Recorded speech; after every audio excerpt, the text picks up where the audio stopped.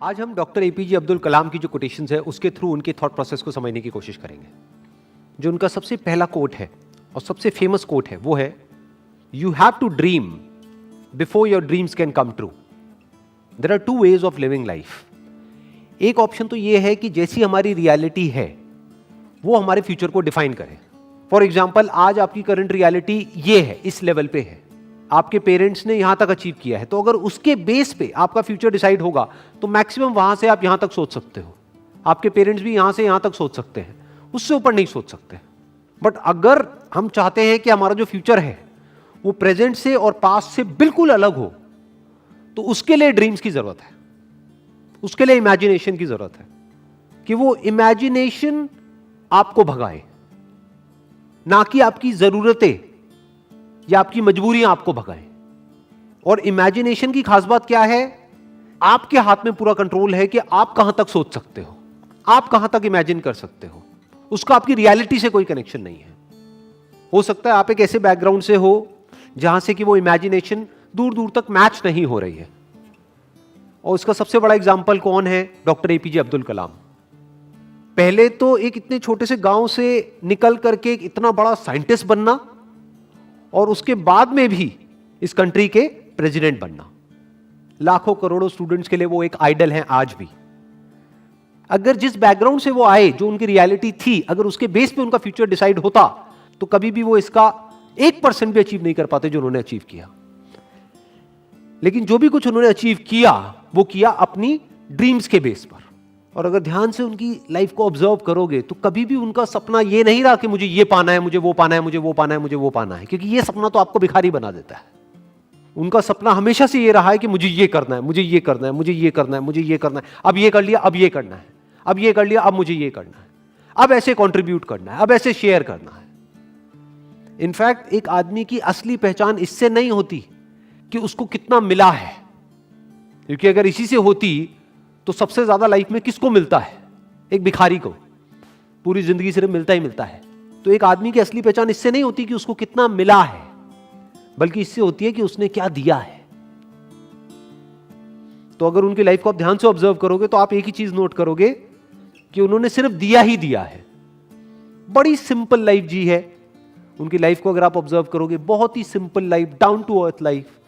और लाइफ का सिर्फ एक ही मिशन रहा है कि किस तरीके से मैं कंट्रीब्यूट कर सकता हूं, किस तरह से जो आने वाली जनरेशन है उसको इंस्पायर किया जा सकता है, किस तरह से बच्चों के अंदर जो एक स्पार्क है जो हर बच्चे में होता है, उस स्पार्क को इग्नाइट किया जा सकता है।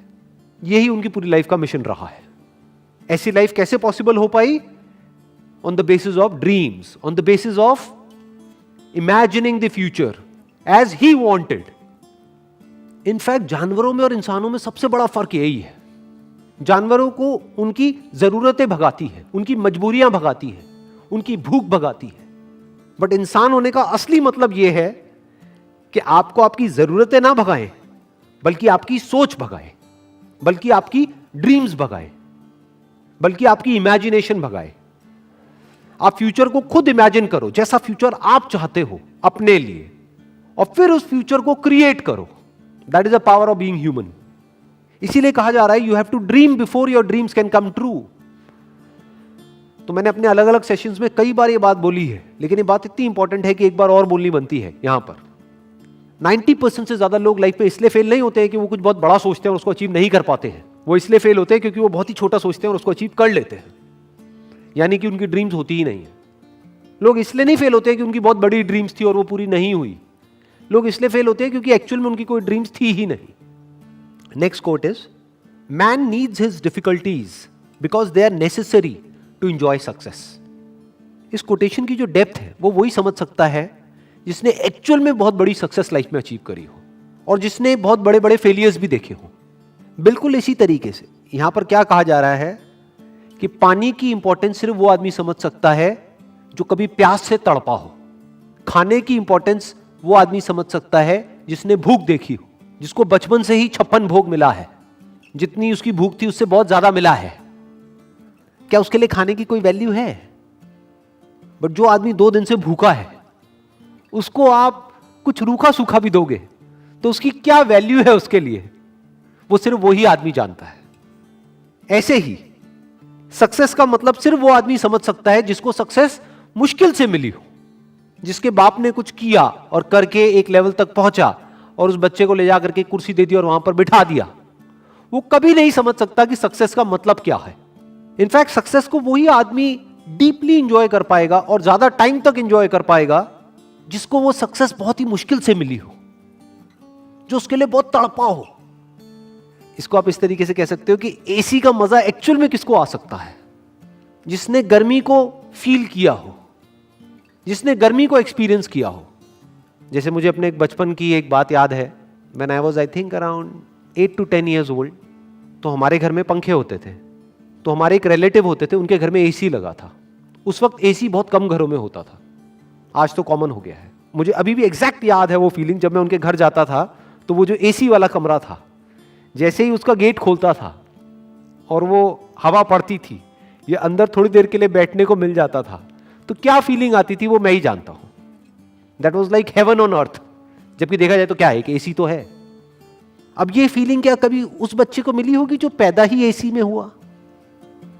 तो मुश्किलों से डरो मत, मुश्किलों को अपना दुश्मन मत समझो। मुश्किलें आपकी एक्चुअल में दोस्त है, क्योंकि जितनी ज्यादा आपने मुश्किलें सही हैं, जितने ज्यादा आपने फेलियर्स देखे हैं, उतना ही ज्यादा आपको मजा आने वाला है जब आपको सक्सेस मिलेगी। Next quote is, it is very easy to defeat someone but it is very hard to win someone. किसी को भी हराना बहुत आसान है। कैसे हराना? चाहे फिजिकली हराना, चाहे बातों में हराना। किसी को भी तोड़ना, हराना मतलब तोड़ना, बहुत आसान है। और विन का मतलब जोड़ना, अपने साथ में जोड़ना बहुत मुश्किल है। It is very hard to win someone. कैसे जीतना? उसका दिल जीतना, उसको जीत लेना, उसको दोस्त बना लेना, उसको अपना बना लेना, उसको अपने साथ जोड़ लेना बहुत मुश्किल है। क्योंकि उसके लिए एक ऐसी क्वालिटी चाहिए जो बहुत ही कम लोगों में होती है। क्या है वो क्वालिटी? पेशेंस। बहुत पेशेंस चाहिए। जैसे आपके घर में कोई पौधा है, उसको तोड़ना कितना आसान है। उसको पकड़ो और जड़ से उखाड़ दो और फेंक दो, बट उसको पालना कितना मुश्किल है। रोज पानी देना होगा, ध्यान रखना होगा, कहीं कीड़े तो नहीं लग रहे, तो खाद डालनी होगी, उसको सनलाइट देनी होगी प्रॉपर, ना ज्यादा ना कम। मतलब कितना एफर्ट है। उस पौधे का ध्यान रखना कितना मुश्किल है। बिल्कुल इसी तरह से जैसे एक पौधे को मेंटेन करना होता है, ऐसे ही रिलेशंस को मेंटेन करना होता है। किसी भी रिलेशन को खत्म करना बहुत आसान है, बट उसको समझना, उसके पॉइंट ऑफ व्यू को समझना बहुत मुश्किल है। और मजे की बात क्या है, हमारा जो पूरा का पूरा एजुकेशन सिस्टम है, it is all about defeating someone, not winning someone. उसकी तो कहीं बात ही नहीं होती। जब भी कोई बोलता है कि मैंने टॉप किया है, इसका मतलब क्या? कि बाकी सबको मैंने पीछे छोड़ दिया है। देखो मेरे को ये मेडल मिला है, गोल्ड मेडल मिला है। क्यों? क्योंकि मैं रेस में फर्स्ट आया हूं। मतलब क्या? मैंने बाकी सबको हरा दिया है। I have defeated everyone else. तो हमारी जो ट्रेनिंग हो रही है बचपन से ही, कंडीशनिंग हो रही है, जिस तरह का एटमॉस्फेयर है चारों तरफ, जिस तरह का हमारा एजुकेशन सिस्टम है, जिस तरह की घर पे बातें होती हैं, जिस तरह के कंपैरिजंस होते हैं, यहां तक कि भाई बहन को भी नहीं बख्शा जाता है। आपस में लड़वा देते हैं कि देख तेरी बहन कितनी अच्छी है पढ़ाई में, तू कितना गया गुजरा है, तू कितना निकम्मा है। तो ये क्या किया जा रहा है? कंपटीशन करवाया जा रहा है और एक दूसरे को पीछे छोड़ने की कोशिश करी जा रही है। चारों तरफ किसी दूसरे को हराने के बारे में सोचा जा रहा होता है। तो ये तो हमारी रग रग में दौड़ रहा है। किसी को तोड़ने के लिए जो चाहिए वो तो हमारी रग रग में दौड़ रहा है। तो सवाल ये उठता है कि किसी को जोड़ने के लिए, किसी से जुड़ने के लिए और किसी को अपने साथ जोड़ने के लिए, किसी को अपना बनाने के लिए क्या क्वालिटीज हमारे अंदर होनी चाहिए, वो समझना पड़ेगा और वो अपने अंदर डेवलप करना पड़ेगा। उसके अंदर सबसे बड़ी क्वालिटी होनी चाहिए पेशेंस। दूसरी होनी चाहिए केयरिंग एटीट्यूड। ये नहीं कि आप पूरी तरह से सेल्फिश हो जाओ, अपने बारे में सोच रहे हो। सामने वाले की केयर करनी होगी, सामने वाले की जो फीलिंग्स है उसकी केयर करनी होगी। अगर दूसरे वे में देखा जाए तो एक तरफ से क्या हो रहा है, जब आपने किसी को हराया तो जिंदगी भर के लिए आपको एक दुश्मन मिल गया, क्योंकि अब वो मौका ढूंढेगा आपको हराने का, और आज नहीं तो कल आपको हराएगा। वो किसी भी तरीके से आपको हराएगा। तो आपको क्या मिला? किसी को हरा करके एक जीत मिली छोटी सी, लेकिन जिंदगी भर के लिए एक दुश्मन मिल गया। दूसरी तरफ से अगर किसी को हमने अपना बना लिया, तो अगर हम किसी वजह से हार भी गए on a temporary basis because of some reason, तो वो हार बहुत छोटी है उसके आगे जो एक्चुअल में हमको मिला है। क्या मिला है? जिंदगी भर के लिए एक दोस्त मिल गया है।